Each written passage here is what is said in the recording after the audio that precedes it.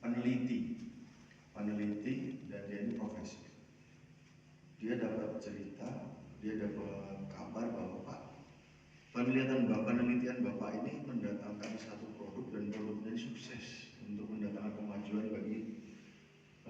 bagi kesejahteraan. Maka peneliti dari satu negara ini diundang ke Amerika untuk mendapatkan Nobel. Hadiahnya 3 miliar. Nobel hadiahnya 3 miliar. Kalau 3 miliar buat beli kerupuk dapat berapa? 3 miliar Pak. Buat beli kerupuk bagi satu batu sangkar kayaknya tidak habis. Tapi syaratnya besok Bapak harus datang tepat waktu. Kalau Bapak tidak datang tepat waktu,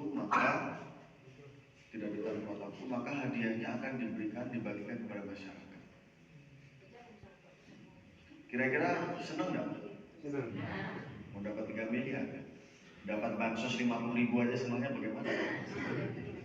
Ini dapat Nobel, hadiahnya 3 miliar. Nah, maka Bapak Ibu ini bermusyawarah, besok carikan saya tiket paling pagi, berangkat jam 5 subuh. Jangan sampai terlambat, karena kalau terlambat hadiahnya akan gugur. Bukan gugur, dibagikan kepada orang-orang, karena akan diupacarakan. Nah, akhirnya si Bapak ini tidur. Setelah dapat berita, memastikan istrinya sudah dapat tiket, maka persiapan tidur. Ibunya senang, kan begitu Bu ya, ibu-ibu senang Bu dapat 3 miliar Bu. Ya Bu ya, 50.000 aja nggak bisa tidur semalaman. Karena saking senangnya cerita sana cerita sini, telepon sini telepon sana. Alhamdulillah suami saya besok dapat 3 miliar, doain ya suami saya berangkat pagi-pagi jam 5, telepon sana telepon sini. Singkat cerita si ibu tadi tidur jam 3 subuh. Karena saking senang, sholat tahajud segala macam. Bisa tidur baru jam 3 subuh. Padahal pesawatnya berangkatnya harusnya jam 5. Maka si ibu tadi tidur, bangun jam 6. Tiduran. Padahal sudah pasang alarm. 2 buah handphone alarmnya bablas. Tadi dapat uang 3 miliar, rasanya bagaimana? Senang. Begitu bangunnya jam 6 subuh, rasanya bagaimana Pak? Kecewa, sedih. Betul ya? Gimana caranya bilang sama suami saya supaya apa? Supaya suami saya tidak marah, kan begitu. Kalau suaminya tahu kan pasti suaminya marah. Maka akhirnya dia pergi ke dapur mau bikinkan suaminya kopi. Kebetulan suaminya itu suka kopi kawadaun banyak. Nggak tahu Pak saya kawadaunnya. Dibikinkan kopi di dapur jam 6:04. Dan telah sambil sedih begitu kan Bu, kehilangan 3 miliar. Begitu lewat di ruang tengah, dia setel TV, cetak. Ada hotline berita utama, pesawat yang berangkat jam 5 subuh meledak di atas angkasa sehingga seluruh penumpangnya meninggal dunia. Kira-kira perasaannya bagaimana Bu? Senang. Nah, tidak dapat 3 miliar bagaimana? Tidak apa-apa.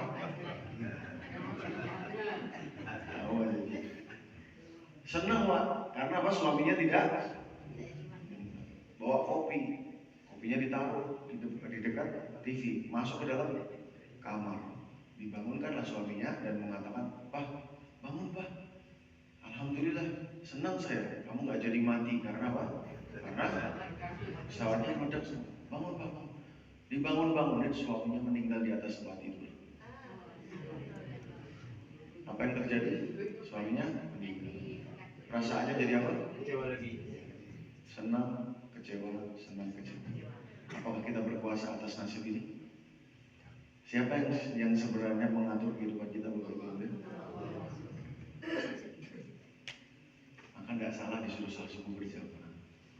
Supaya apa? Supaya kita tambah yakin kepada Allah SWT. Itu cerita pengantar Bu. Jadi saya juga nggak bisa marah sampai sono Bu. Aduh ya Allah, sholat di sana saya Pak. Bapak Ibu mengenal Allah SWT, saya semua cerita sebenarnya sama Bapak Ibu. Sebenarnya kalau antara masjid sama musola, saya suka musola Pak. Karena kecil gitu. Iya, nggak maksudnya karena kecil, kalau besar itu seperti kelihatan apa bagaimana itu. Seperti yang sudah saya sampaikan kepada mesin-mesin yang lain Bapak Ibu. Kita di sekarang sudah harusnya prihatin atas keadaan diri kita.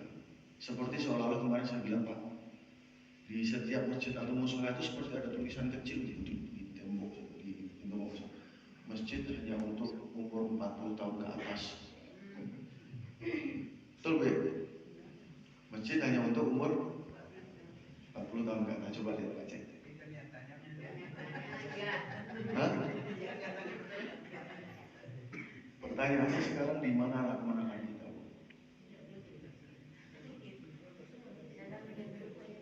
Betul kan? Jam 12, jam 11 malam itu masih nongkrong. Masalahnya siapa yang mau berpikir?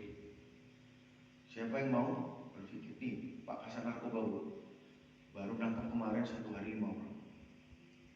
Apakah kami senang? Senang, bangga, tetapi tidak bahagia. Bangga tapi tidak bahagia. Jadinya berapa gram? 2 gram. 2 gram. Kalau dipakai 18 paket banyak. 18 paket. Kalau dipakai rame-rame berapa orang Pak? 50 orang ada. 50. Buat dipakai buat 50. Semuanya miring-miring begini.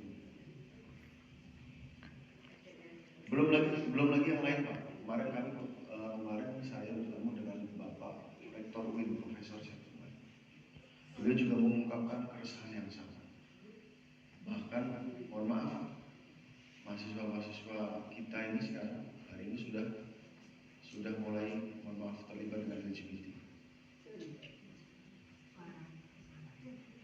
Belum lagi kemarin ada yang maling sapi, belum lagi kemarin ada yang berkelahi. Maksud saya kalau kita melihat ini masalah besar. Padahal di tanah datar ini ada satu falsafah bersandingan kitabullah gitu. Sekarang masalahnya kitabullahnya di mana? Kan begitu. Kitabullah di dalam lemari, tidak dibaca. Ya kan? Kitabullahnya di dalam lemari. Jadi sekarang berdebu di atas lemari, tidak pernah dibaca. Padahal itu sedih. Ibu kalau punya bersandikan. Kalau bahasa kita ini sendi, manusia ada sendinya. Kalau manusia tidak ada sendinya, bagaimana? Lumpuh. Jadi hari ini masyarakat kita, warga kita, tanah datar ini dalam keadaan hampir lumpuh.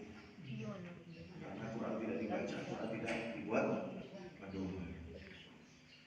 Dalam sejarah Bapak Ibu melihat tidak pernah Nabi Muhammad SAW sholat wajib di rumah, tidak pernah. Nabi SAW sholat wajib kan dari. Nah sekarang keadaan hari ini Bapak Ibu, siapa yang mau menyelesaikan? Tidak bisa ada kecuali kita. Maka kami datang ke sini, Polres Tanah Datar datang ke sini bukan sekedar mau ceramah asik-asik mau dengar Pak Polres ceramah, tidak. Tapi saya sendiri secara pribadi mengajak Bapak Ibu untuk risaukan bagaimana keadaan.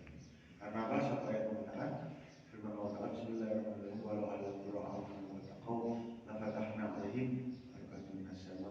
Kalau seandainya penduduk satu kampung, penduduk satu negara, penduduk satu kampung dia beriman kepada Allah Taala, maka Allah Taala akan berikan keberkahan dari atas dan keberkahan dari bawah kepada mereka. Sekarang pertanyaan kita, kenapa yang dari atas jadi banjir? Kenapa yang dari atas jadi tanah longsor? Kenapa yang dari bawah jadi gempa bumi? Jadi angin puting beliung? Jadi kenakalan remaja? Jadi remaja yang suka pakai narkoba? Kenapa anak bisa membunuh orang tua?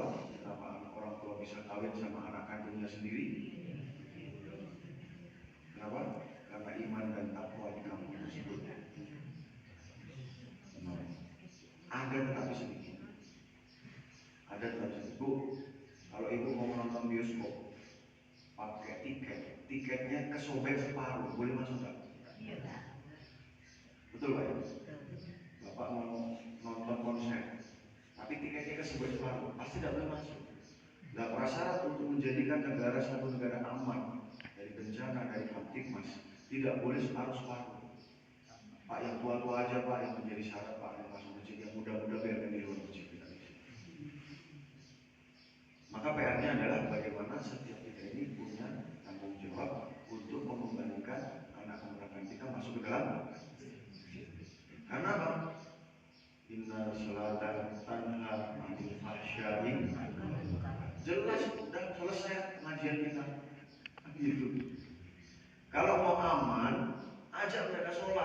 sholatnya di mana? Jangan di rumah. Kalau laki-laki sholat di rumah namanya laki-laki soleh. Betul. Kalau laki-laki sholatnya di rumah, laki-laki soleh. Nanti sholatnya pakai makanan. Laki-laki sholatnya di masjid.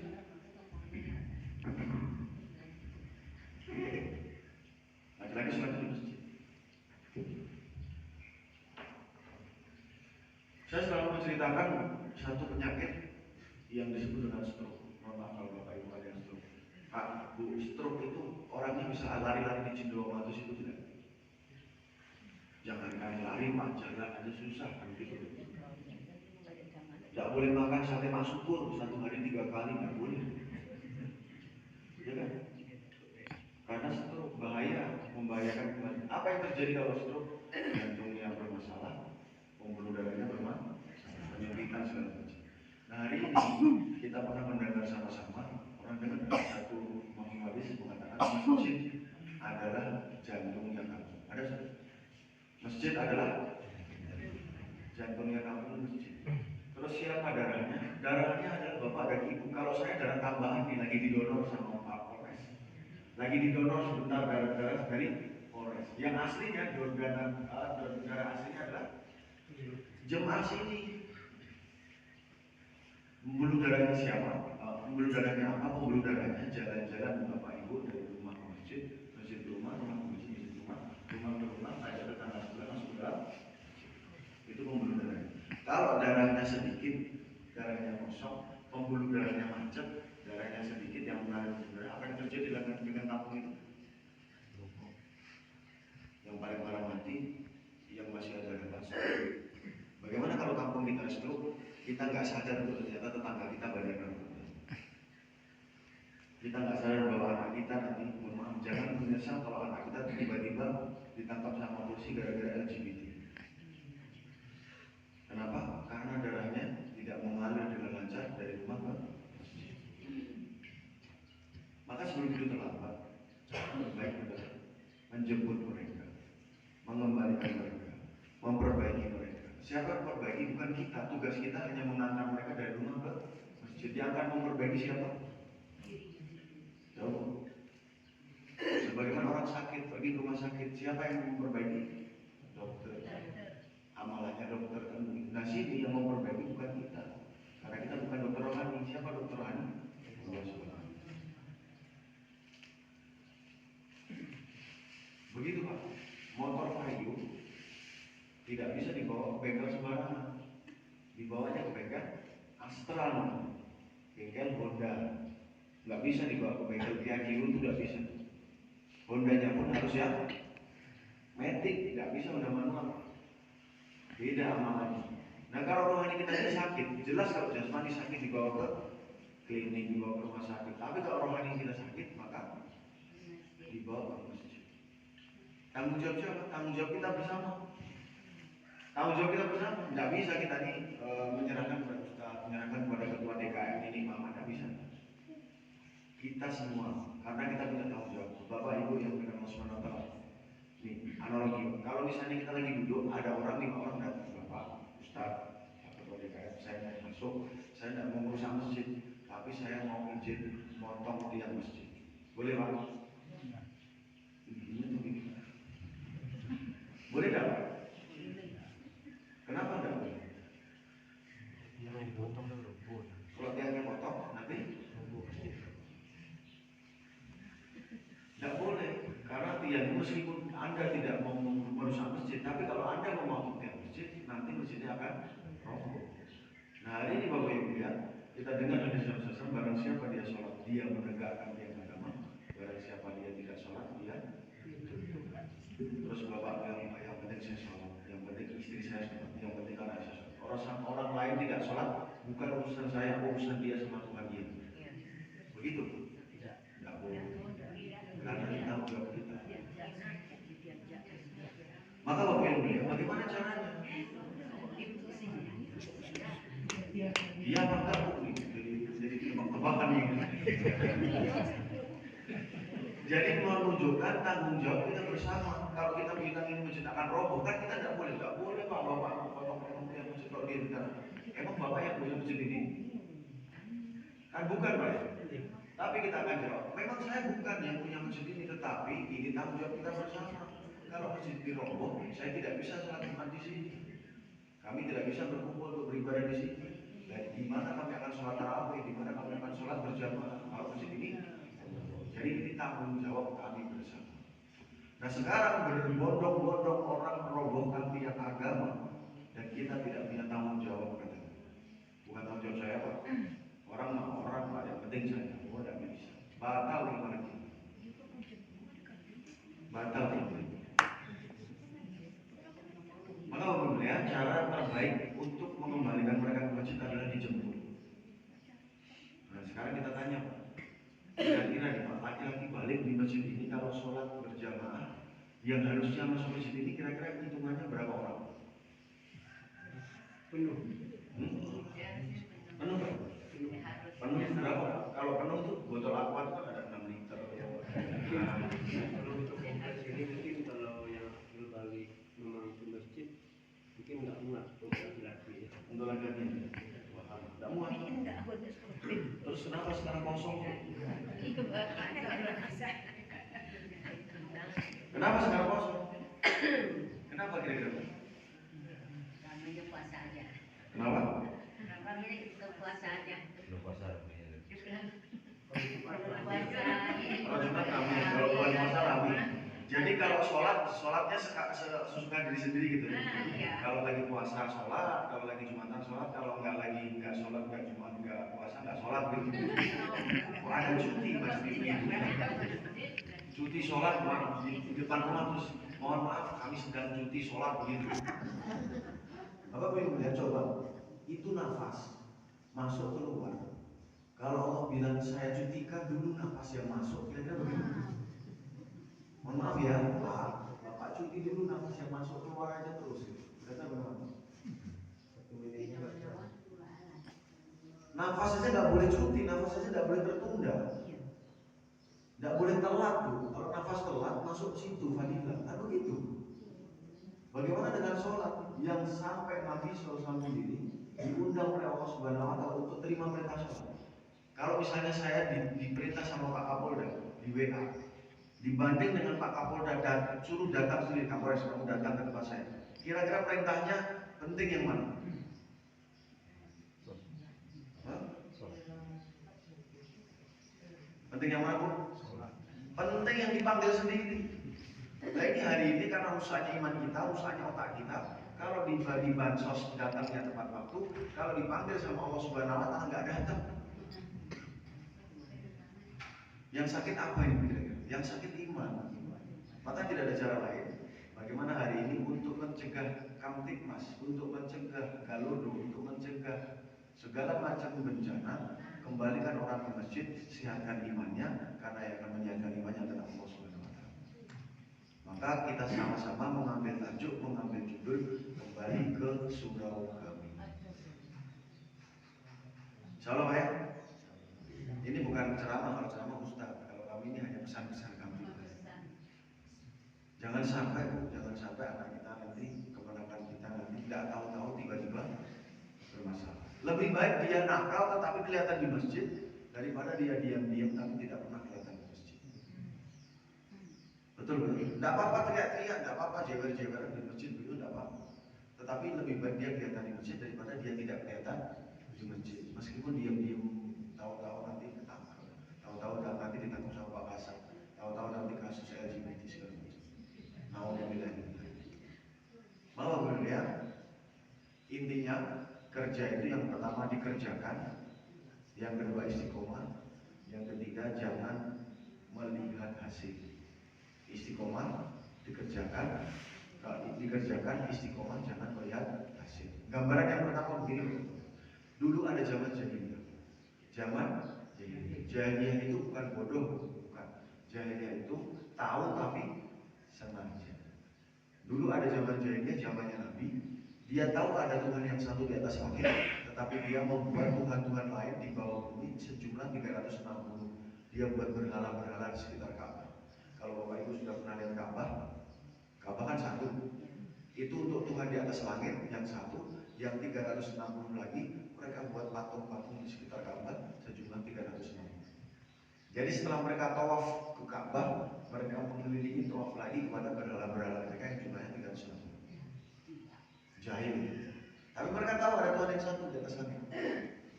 Ketika itu Nabi SAW belum menerima perintah untuk dakwah. Maka Nabi SAW tidak melakukan dakwah sehingga akhirnya umat tidak kembali kepada zaman kebaikan. Umat tidak baik karena Nabi belum dakwah. Setelah Nabi dakwah, Nabi door to door masuk ke dalam rumah-rumah satu-satu diberikan peringatan. Ya ayyuhan nas qulu la ilaha illallah. Manusia, yakinkan dirimu bahwa Allah satu, maka kau akan berjaya, kau akan selamat, kau akan mati. Muhammad, gila kamu, majnun. Yang 361 aja masalah saya nggak selesai, apalagi kamu ngajak yang satu. Maka dibilang gila. Tapi Bapak Ibu ya, karena dikerjakan Nabi, akhirnya Sayyidina Abu Bakar masuk Islam, Sayyidina Umar masuk Islam, Sayyidina Abu Hurairah masuk Islam, Sayyidina Abu Ubaidah masuk Islam. Karena ada kerja dor-dor.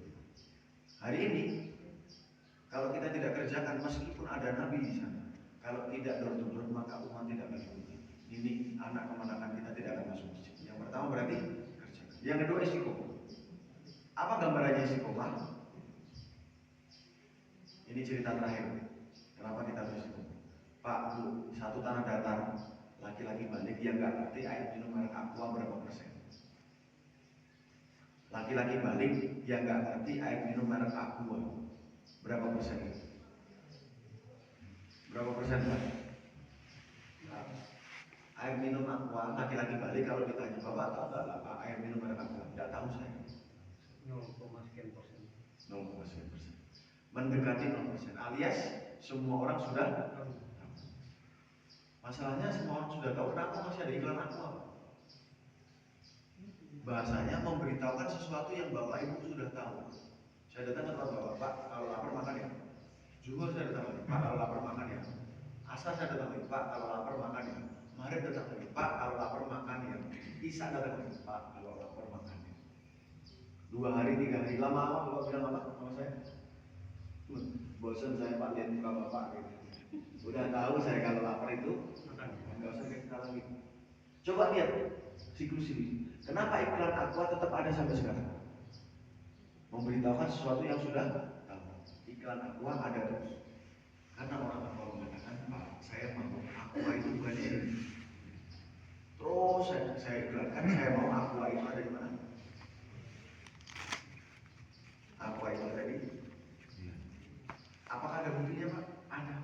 Coba suruh anak kita beli air di warung. Dia bilang, Bang, beli Aqua. Betul, Pak? Itu tandanya Aqua ada di. Betul, Pak? Ada yang beli ada. Dia bilang apa? Orang Aqua mengatakan, kalau sudah terjadi seperti itu, Aqua sudah di sini, duit saya tambah banyak, pabrik saya tambah banyak, karyawan saya tambah banyak. Betul, Pak? Tapi Pak, kalau nggak saya iklankan, Pak, itu mungkin 5 tahun belum ada efek. Tapi mulai 10 tahun, 15 tahun, yang dari sini Aqua nanti tercabut, yang dari sini Aqua tercabut, sehingga akhirnya saya bangkrut, karyawan saya pecat, toko saya tutup, pabrik saya hilang itu di mereka. Sekarang saya tanya sama ibu, dulu ada namanya sabun batangan merek B29, betul Bu? Di mana sekarang? Kenapa Pak? Karena nggak ada iklan sabun. Betul kan? Pokoknya ini saya ajak mikir aja Bapak sama Ibu. Bukan ceramah. Kalau ceramah pasti nanti. Saya ajak mikir. Bapak yang melihat. Sekarang kita geser pembahasan. Di tanah datar ini jumlah laki-laki baliknya berapa? Kalau ditanya dia nggak tahu, dibilang. Kalau ditanya Pak, Bapak tahu nggak kalau nggak sholat itu dosa? Berapa persen? Laki-laki balik di tanah datar. Ditanya, Pak, Bapak tahu nggak kalau nggak sholat itu dosa? Itu berapa persen? 0%. Sama. Semua orang sudah tahu. Pertanyaannya, kalau semua orang sudah tahu, kenapa nggak sholat?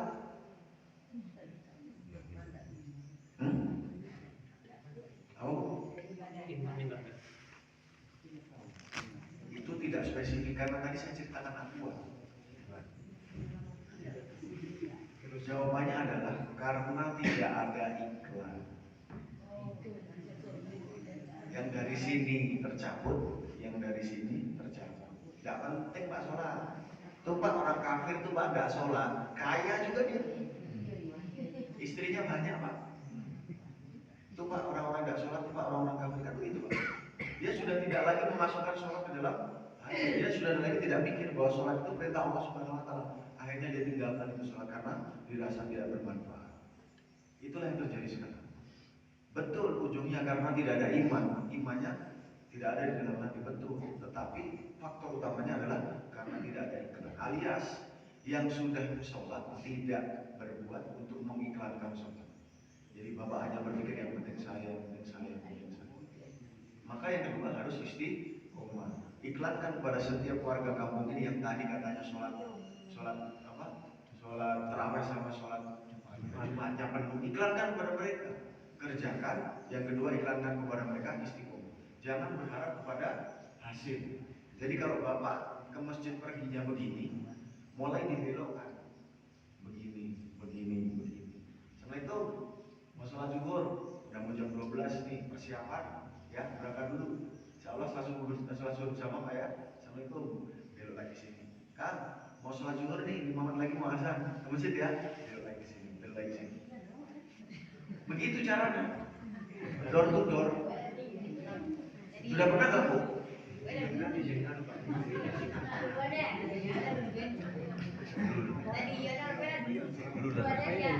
Hah? Duluan. Bagus Bu. Bagus, itu ada respon. Batu yang keras saja ditetesi air, bagaimana Pak? Karena bapak bosen, karena tidak diulang-ulang. Bapak udah berapa kali? Paling cuma satu kali, ya. Tiap hari mengerjakan itu, tiap hari. Saya tanya nih, enggak. Saya yakin enggak? Enggak tiap hari kan? Sekarang buat tiap hari. Pokoknya bapak berangkat, belok kanan, belok kiri kan? Jangan lurus Pak, belok kanan, belok kiri. Kasih tahu, Assalamualaikum. Bentar lagi mau maghrib, ayo kita ke masjid terus gitu. Nanti dia bilang, saya sudah tahu Pak, bosan saya kan begitu. Akhirnya dia pergi ke masjid. Karena apa? Akan ada 4 tipe orang yang dia merespon daripada ajakan. Yang pertama tipenya Abu Bakar. Abu Bakar As-Siddiq, ulama mengatakan ketika masuk Islam tidak pakai mikir-mikir Pak. Tipe Abu Bakar hari ini adalah, Assalamualaikum, mau zuhur 5 menit lagi. Oh, alhamdulillah. Pak, tunggu sebentar. Dia cuci tangan, dia berangkat sama-sama.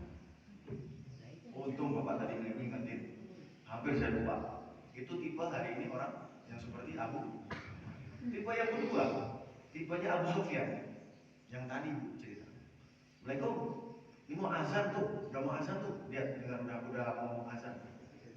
Oh iya, sebentar Pak, nanggung. Dia lagi gini, nanggung, berangkat duluan kan? Hah? Setelah itu kita sholat. Begitu sholat dia masuk. Dia berdiri di belakang nambah rakaat. Itu tipenya Abu Sufyan. Tipenya yang ketiga ada namanya Abu Thalib. Abu ngajak ini, kayak Nabi ini. Cuman jangan saya yang diajak, orang lain aja. Saya mah di rumah aja. Itu tipenya Abu. Yang keempat tipenya Abu Jahal. Ngajak.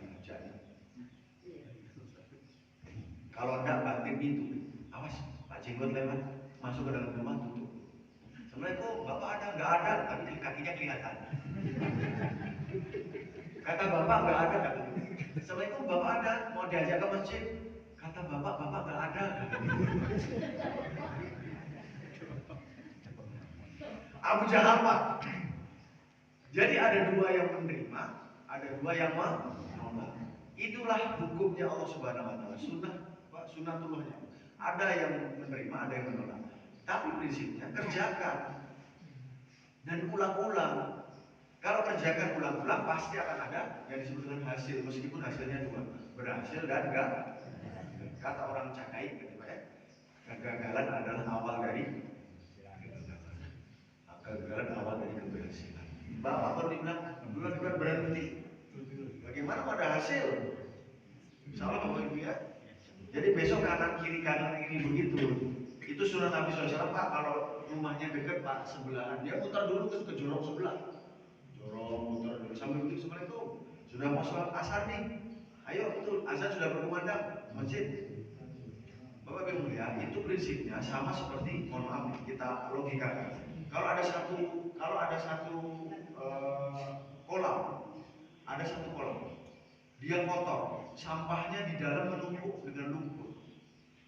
Kemudian ada satu atau dua orang dia dengan kakinya dia jalan di atas lumpur.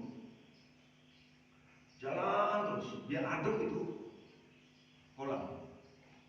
Dibandingkan dengan satu kolam, dia seluruh orang masuk ke dalam kolam. Dia aduk itu. Ada 30 orang. Yang tadi 2 orang, yang kolam kedua 30 orang. 30 orang kemudian dikasih selang, air bersih ditumpahkan di dalam kolam tersebut. Kira-kira apa? Kira-kira apa yang terjadi dengan kolam kedua lama-lama? Diaduk sama 30 orang tadi, kemudian dialiri satu selang air bersih. Kira-kira apa yang terjadi? Sampahnya akan terangkat, sampahnya akan keluar dari kolam, kemudian airnya akan menjadi. Kalau cuma tadi diaduk 2 orang, imam muazin, ayo sholat, nggak akan bersih itu kolam. Jadi itu menyelesaikan kenakalan remaja, kamtipmas segala macam, aduk-aduk kampung ini. Setiap orang berbicara dengan satu kata yang sama. Mari Pak ke masjid, kita ramaikan masjid, kita kembali ke surau kita. Jaga sholat berjamaah. Semua orang ngomong seperti itu, kira-kira Pak, bosan, daripada saya bosan mendingan saya ikut aja lah ke masjid.